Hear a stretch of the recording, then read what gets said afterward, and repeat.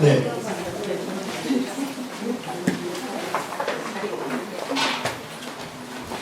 저 어릴 때 모태신앙이었습니다만 저희 어머님이 저를 성경을 좀 읽게 하려고 어떻게 꼬시냐면 잠언 읽으면 공부 잘하게 돼. 똑똑해지는다. 이렇게 저희 어머니 그 말 하시는데 저 실제로 그렇게 믿었거든요. 그래서 잠언을 열심히 읽으면 머리가 좋아지는구나. 어릴 때 단순하게 그걸 믿고요. 잠언 열심히 읽었던 기억이 납니다. 중학교 1학년입니다. 초등학교 6학년인가 그랬던 것 같은데 잠언 제가 좋은 말씀입니다. 예, 그래서 머리가 좋아진지는 모르겠습니다만 잠언 제가 처음 성경을 읽기 시작했던 성경이 잠언이었던 것 같습니다. 중학교 때가 순진하게 머리 좋아진다는 어머니의 말씀 읽고 잠을 열심히 모르겠습니다. 예. 그런데 하나님은 그 믿음도 하나님이 또 믿음으로 귀하게 이기시는 것 같다는 느낌이 들었어요. 그래서 머리가 좋아지는지 모르겠지만 더 좋은 것을 하나님 주셨다. 하나님 아버지 더 좋은 것을 주시면 내가 생각했던 그건 아니지만 지나고 보니까 그것보다 더 좋은 것을 하나님 주셨더라고요. 자, 어쨌건 예, 잠언입니다. 잠언. 잠언은 비유라는 뜻인데요. 비유. Proverbs. 비유. 자, 잠언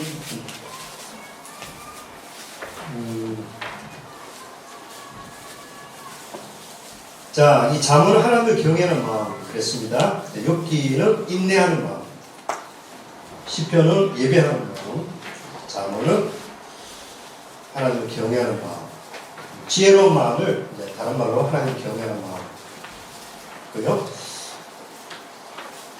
자, 지혜로운 삶의 비밀은 하나님을 경외하는 마음이 있다. 이것입니다. 그래서 요약할 수 있습니다. 잠언은 크게 세 단락으로 구분할 수 있습니다. 서론입니다. 1장 1절에 7절 잠언의 서론이고요.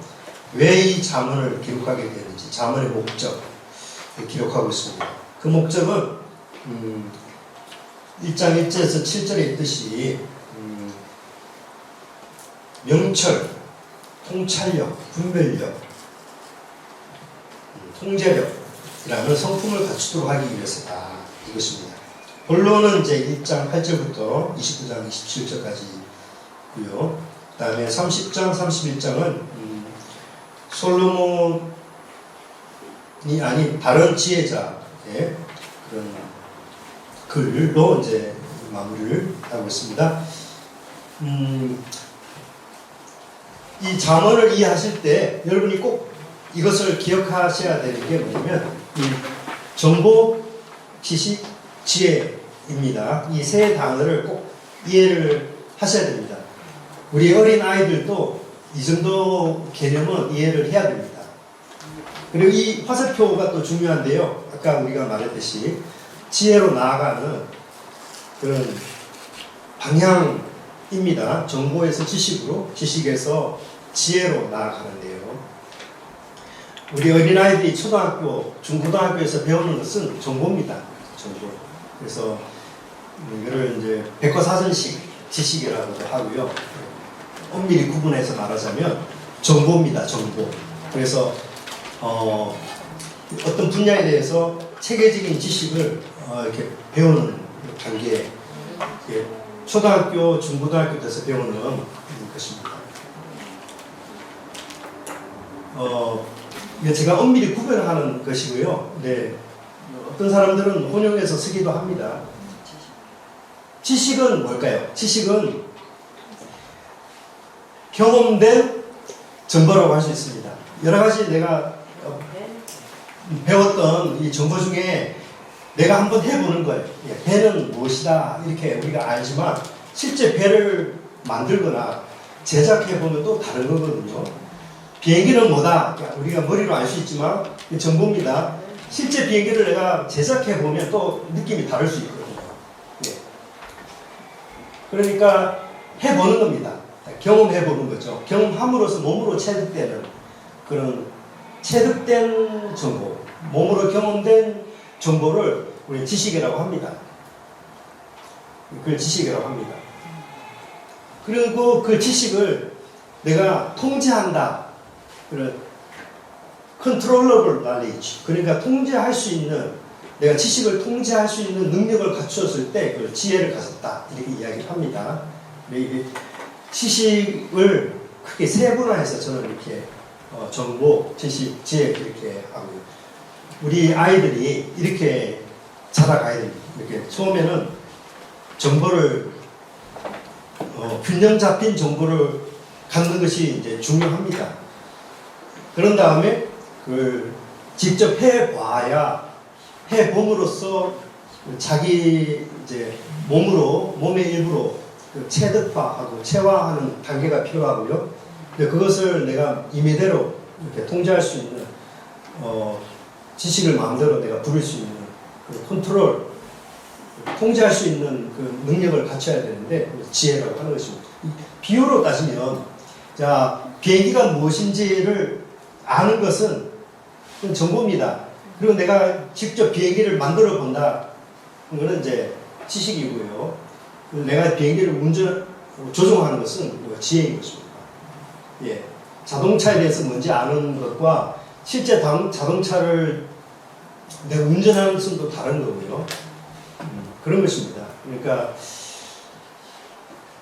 우리가 하나님에 대해서 하나님은 어떤 분이다라고 일반적으로 이제 정보적인 차원에서 알 수 있죠. 그렇지만 진짜 하나님을 내 삶 가운데 체험함으로써 하나님 이런 분이구나. 내 몸으로 아는 하나님은 다를 수 있습니다. 그리고 지금 하나님의 그 마음으로 내가 살아가는 것은 또 다를 수 있거든요. 그 하나님을 닮아가는 것도 다른 거예요. 그래서 이 지혜라고 하는 것은 하나님을 아는 지식에서 더 나아가면 하나님을 닮아가고 하나님의 마음을 품고 살아가는 그런 삶의 영역이라고 할 수 있는 것입니다. 그러니까 신학교에서 하나님이 어떤 분인지 자세하게 배울 수 있습니다. 그렇지만 하나님을 모를 수 있고요. 하나님 아는 지식이 없을 수 있습니다. 신학적인 정보는 많은데 하나님을 인격적으로 못 만난 신학자가 있을 수 있고요. 또 하나님에 대해서 잘 몰라도 하나님을 닮아가고 하나님과 동행하는 그런 삶이 가능합니다. 그래서 이렇게 영역이 다 다르고요. 우리가 일반적으로 우리가 균형 잡힌 정보에서 출발해서 경험된 지식으로 나아가고 그 다음에 그것을 내가 임의대로 컨트롤할 수 있는 단계까지 나아가는 그것이 참 우리 지식인의 방향이다 이렇게 볼 수 있습니다.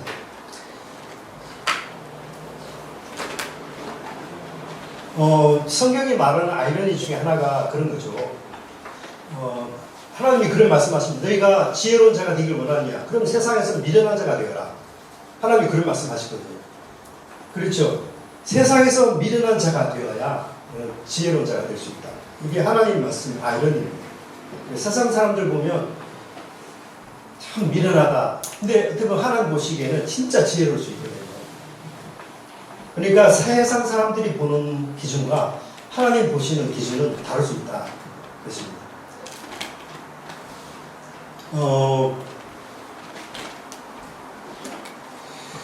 하나님께서 십자가의 도라는 미련한 것으로 어리석은 것으로 우리를 구원하기를 기뻐하셨다. 그런 말씀을 하지 않습니다. 네. 그러니까 얼마나 고상한 방법, 웅변적인 방법, 얼마나 화려한 그런 언변, 어떤 방법으로 우리를 구원하신 것이 아니고 십자가의 도라는 어떤 생각하면 진짜 말도 안 되는 그 이야기를 통해서 우리 인생을 구원하기를 기뻐하십니다. 그러니까 스스로 지혜에 있다라고 생각하는 사람들의 지혜를 폐지하기 위해서 하나님 앞에 자랑할 인생이 없도록 하기 위해서 하나님은 그런 방법으로 인생을 구원하신다. 예, 이게 하나님의 시혜입니다. 이게 하나님의 시혜다. 자, 서론에서는 이 잠언의 목적 다루고 있는데요. 여기 1장 2절 보시면 이는 이 목적은 이 잠언을 기록하고 있는 목적은 지혜와 훈계를 알게 하며 명철의 말씀을 깨닫게 하며 그랬거든요. 여러분 지난번 제가 늘 해석법에서 강조했듯이 잠언을 해석할 때뿐만 아니라 이 5권의 시가서 전부를 여러분 보실 때 꼭 명심해야 될 것이 대꾸법입니다. 패럴렐리즘, 대꾸법 이거를 꼭 명심하셔야 되는데 히브리인들의 그 글 쓰는 그 특징입니다. 히브리 문법 특징인데 그게 뭐냐면 항상 A와 A-, B와 B- 항상 이렇게 같이 가도록 대꾸를 이루도록 이렇게 했거든요. 그러니까 A를 알려면 그 대꾸를 이루고 있는 것을 보면 A가 무엇인지 아는 거예요. B를 알려면 그 대꾸를 이루는 것을 찾아보면 아 그게 그런 의미구나 라고 하는 것을 아는 것입니다. 이게 대꾸입니다. 대꾸. 그러니까 본문을 그 단어의 의미를 이해를 하려고 하실 때 다른 데서 찾아볼 필요 없이 그 본문 안에 그 답이 있다 이렇게 생각하시면 됩니다. 자 보실까요? 1장 2절 보시면 지혜와 훈계를 알게 하며 명철의 말씀을 깨닫게 하며 그랬거든요. 명철이라는 말은 우리가 잘 안 쓰는 단어이지만 쉽게 말하면 이해력 이런 뜻입니다. understanding 그러니까 이해력을 주는 그런 말씀. 자 지혜와 훈계는 무엇과 대꾸를 이루냐면 명철의 말씀과 대꾸를 이룹니다. 지혜와 훈계가 뭐지? 그러면 이해를 주는 깨달음을 주는 이해하게 해주는 그런 말씀이 있구나. 이렇게 지혜와 훈계가 명철의 말씀이 서로 이렇게 대꾸를 이루고 있거든요. 네, 이렇게 대꾸를 이루는 것을 찾음으로써 여러분이 의미를 하나씩 발견해 볼 수 있습니다. 다른데 성경 사전 이렇게 찾아볼 필요 없이 본문 안에 그 대꾸를 이루는 것을 찾아보면 의미가 서로 연결되어 있다. 그러니까 A를 이해하기 위해서 A-를 보면 되고 A-를 이해하려면 A를 보면 되는 것입니다. 이렇게 짝을 짝짓기 하는 그런 방식으로 성경 보시면 됩니다.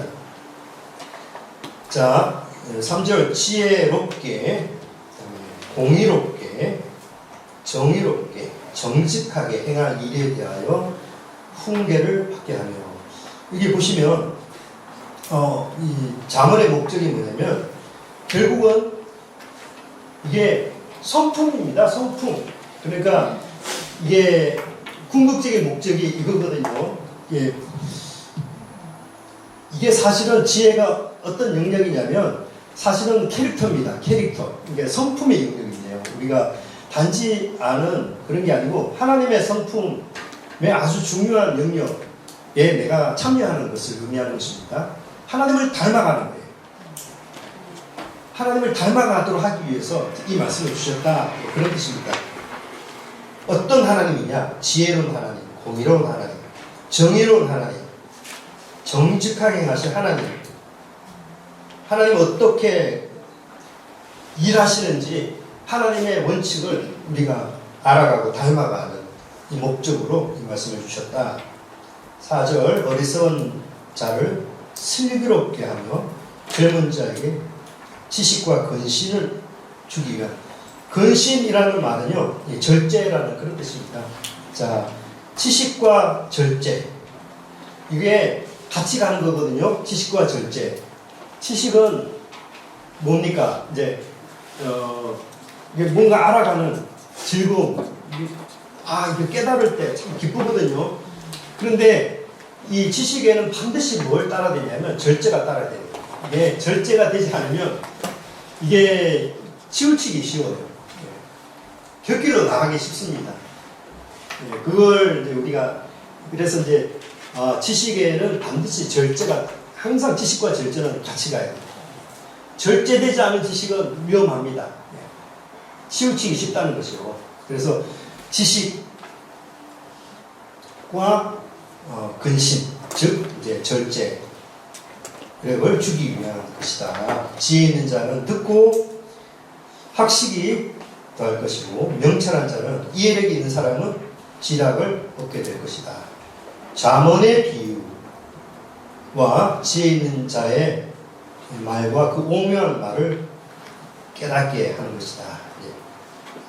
자, 이렇게 보시면 잠언 자체는 Proverbs, 비유라는 그런 뜻인데, 이제 이 잠언, 지혜의 속성이 하나님의 성품, 지혜로우신 하나님의 성품에 내가 참여하고 하나님의 지혜를 내가 닮아가는 사람은 어떤 능력이 생기느냐? 이 비유를 이해하는데, 그 잠언의 비유, 지혜 있는 자의 말과 오묘한 말을 깨닫게 되는. 그러니까 지혜의 그 능력은요, 유사성, 비유가 뭡니까? 비유는 보이지 않는 것을 보이는 것으로 설명하는 그 방법인데요. 그래서 보이지 않는 어떤 세계가 있습니다. 그것을 보이도록 이렇게 하는, 그게 지혜의 능력인데요. 이게 유사성을 발견하는, 이렇게 제가 설명을 합니다만, 그래서 지혜로운 사람일수록 뭡니까, 이게 단순하게 이게 봅니다. 단순하게 설명도 하고. 저의 이제 영적인 멘토이셨던 분은 저 외할머니이셨는데, 국민학교, 그 옛날에는 국민학교도 안 나오신 분인데요. 정말 지혜로운 분이셨어요. 그래서 주일학교 아이들 이렇게 불러서 하면 그냥 이렇게 이야기를 쭉 하나님 말씀 가지고 그냥 이야기하는데, 그냥 아이들 이렇게 좀 이렇게 집중을 잘 하게 하고, 이렇게 아이들 잘 가르치셨어요. 초등학교도 안 나오셨으니까. 근데 하나님 말씀을 너무 사랑해가지고 성경에 있다가 이제 글 깨우치시고, 글 쓰는 법도 배우시고, 그 옛날 60년대, 70년대 교회 가실 때 늘 설교 노트를 꼭 가지고 가셔가지고, 목사님 설교할 때 항상 본문 제목, 대지 항상 쓰시고, 외할머니 집에 가면 설교 노트를 제가 보고, 그 연세 되신 할머니가 그 설교 노트를 써요. 요즘 누가 목사님 설교할 때 설교 노트 합니까? 근데 설교 노트가 본문 제목 해가지고, 이렇게 대지 해가지고 쓰시더라고요. 여러분, 그게 그냥 학교에서 배워서 그런 게 아니거든요. 하나님이 지혜를 주셔서 그런 거예요. 참 지혜로운 분이셨습니다. 제 할머니, 이제 돌아가신 할머니인데, 대학교 2학년 때 돌아가셨는데, 외할머니께서 정말 기도를 많이 하시는 분이에요. 그리고 이제 따뜻해지면 이제 목에 녹음기를 들고 이제 노방전도를 막 다니시고, 이제 추우면 집안에서 이제 성경 읽으시고 기도하시고, 그래서 주말마다 이제 외할머니 집에 놀러 가는데, 자다가 이제 아침에 일어나면 외할머니가 안 보여요.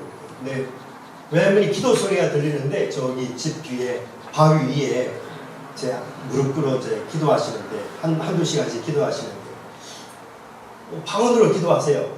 그 어린 나이에 제가 이제 알게 된 게 일본어로, 내가 듣기에도 일본어로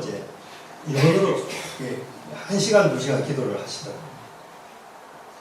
네, 그런 분. 근데 체험도 많고 간증도 많은 분인데, 이제 얼마나 신기하겠습니까? 어린 나이에 할머니 좀 재밌는 이야기 해달라고 조르면 그런 이야기를 잘 안 해주시고요. 네, 성경 말씀 이야기해 주세요. 성경 말씀 이야기해 주시고. 근데 그 성경 말씀이 참 재밌게 잘 하셨어요. 그리고 더 놀라운 것은 제가 사춘기 시절인데 10대 초반에 사춘기 시절에 얼마나 고민이 많겠습니까? 고민이 많은 나이였는데 외할머니 찾아가면 홍나가 이렇게 앉아봐. 네 하고 너 성경 몇 장 몇 절 한번 펼쳐볼래? 읽어볼래? 네 하고 제가 찾아서 있잖아요. 그러면 제가 할머니 이거는 뭐예요? 제가 질문하고 싶은 그 마음속에 있는 그 고민들에 대한 대답이에요. 할머니 이게 이런 고민이 있어요. 어떻게 하면 좋을까요? 제가 물어보기도 전에 그냥 몇 장 몇 절 이렇게 찾아보라 그러면 딱 찾아보면 그냥 내가 할머니께 여쭙고 싶었던 문제에 대한 답이 거기 있는 거예요. 예, 이게 할머니 찾아뵐 때마다 그게 매번 체험하는 거예요. 그래서 제가 이게 진짜 신기하다. 어떻게 내가 물어보지도 여쭤보지도 않았는데 그거 가지고 내가 몇 장 몇 절 읽어볼래? 네. 보면 그게 답이에요. 그렇게 해서 저는 사춘기 없이 보냈거든요. 고민이 들만하면 할머니가 말씀으로 딱 이렇게 제때 해주시고 진짜 그때 신비한 체험을 저는 많이 했습니다. 은사는 많이 체험하지 못했지만은 진짜 하나님 살아계시구나. 할머니 보면 진짜 예수님을 사랑하는 게 느껴졌고 예수님과 동행하는 게 제가 보여졌고 근데 가끔 그런 간증들을 하시는데 뭐 이제 귀신 쫓아낸다든지 이제 병자를 고친다든지 신유의 기적 뭐 그런 것들 가끔 말씀하시는데 깜짝 놀랄 그 기적을 행하시고 하는 것들 엘리사 시대의 기적만이 아니고 그런 게 있더라고요. 그런 것들 어릴 때 너무 충격적인 그런 경험, 은혜스러운 경험 많이 이렇게 했는데요. 이제 마지막으로 제가 할머니 경험한 것이 돌아가실 때를 하셨다라고 생각이 돼요. 그러니까 딱 돌아가시기 3일 전에 제가 이제 토요일날 이렇게 찾아뵙고 저는 이제 산기도하러 올라간다고 하는데 기도하고 내려와서 이제 할머니 뵈는데 할머니께서 평소와 다르게 행동하시더라고요. 왜냐면 저를 한참 물끄러미 이렇게 내다보시고 그냥 한참 저를 보시는 거예요. 무한할 정도로. 그래서 할머니 다음 주에 꼭 올게요 하고 이렇게 갔는데 그게 마지막이었거든요. 주일날 제가 나중에 들었는데 깨끗하게 목욕지게 하신 훈업이 있고 그리고 밀린 작전금 다 내시고 그 다음에 밭에 텃밭에 있는 감자 다 캐가지고 목사님 들으시고 그리고 월요일 새벽에 주무시는 중에 소천하시거든요. 근데 나중에 제가 내린 결론이 돌아가실 때를 아시나 보다. 제 기도 제목이 되었어요. 하나님 저 데려가시면 언제 데려가실지 3일 전에 알려주십시오. 예, 그런 기도 제목이 외할머니 보고 제가 배웠거든요.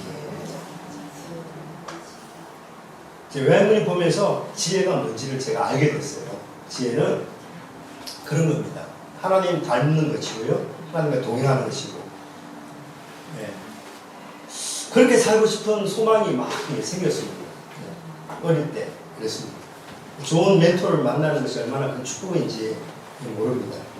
지혜에 대해서 제가 말을 하는 이거는 책을 통해서 배우는 것도 아니고 학교에서 배우는 것도 아니고 이거는 성품입니다. 성품. 이건 내가 노력해서 되는 게 아니고요. 하나님을 닮아가는 어떤 사실 이게 우리 그리스도인들이 궁극적으로 우리가 가야 되는 우리 얻게 되는 이게 하나님을 알아가는 지식이 쌓이고 하면 이렇게 되는 거거든요. 하나님을 닮아가는 영역까지 가는 거거든요. 이걸 바라봐야 된다 이것입니다. 네, 이렇게 이 영역에 있으면요, 이렇게 마치 위에서 내려다 보면 다 보이는 것처럼 사물의 이치가 다 이렇게 다 보이는 그런 비유를 만들어내는 그 능력이 생기는 거예요. 비유를 만들어내는.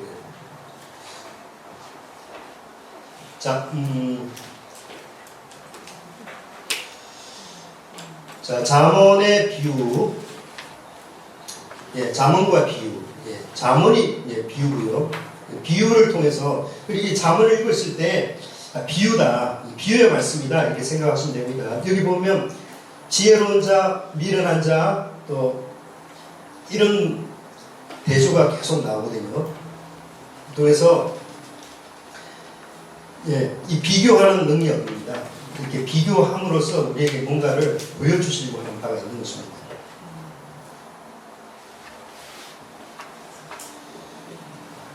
자, 지혜는 잠언에서 말하는 지혜는 하나님을 경외하는 마음. 경외한다는 말은 하나님을 두려워함과 하나님을 기뻐하는 이 마음이 동시에 있는 것입니다. 이게 이해가 안 되거든요. 언뜻 보면 두려워하는 마음과 기뻐하는 마음이 어떻게 같이 있을 수 있을까? 근데 같이 있을 수 있습니다. 동시에 있을 수 있습니다. 근데 이게 하나님 경외하는 마음으로 정의를 할 수 있고요.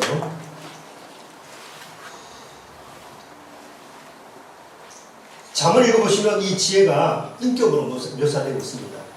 인격으로 묘사되고 있고, 이게 신약이 넘어오면 로고스라는 말씀이 인격으로서의 로고스를 또 말하고 있습니다. 그래서 구약에는 지혜가 있다면 신약에는 로고스가 있습니다. 요한복음 1장.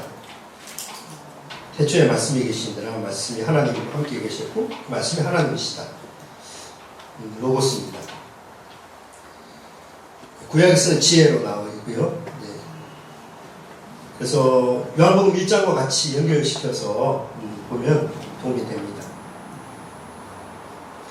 자, 지혜로운 사람은 똑똑한 사람은 아닙니다.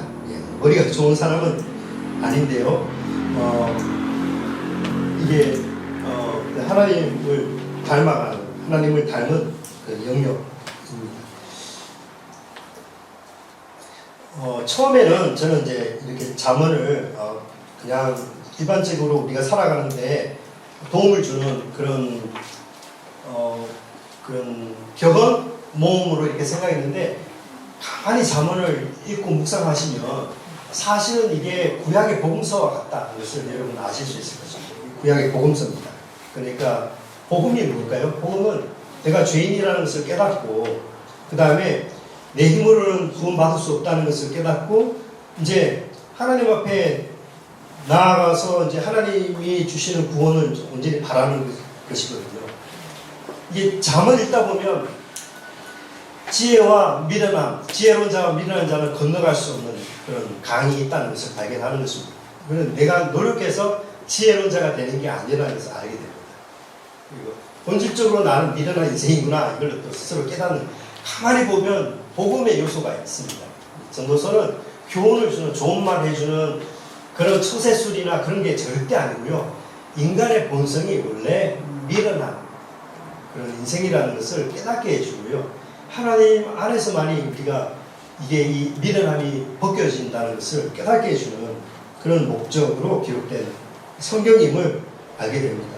이게 전도서에 가면 좀 더 명확해지는데, 이제 다음 주에는 이 전도서를 이렇게 다루게 될 텐데요.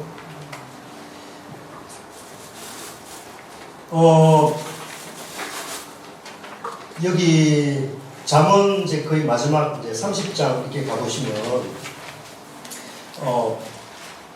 제가 예를 들어서 이렇게 볼 텐데요.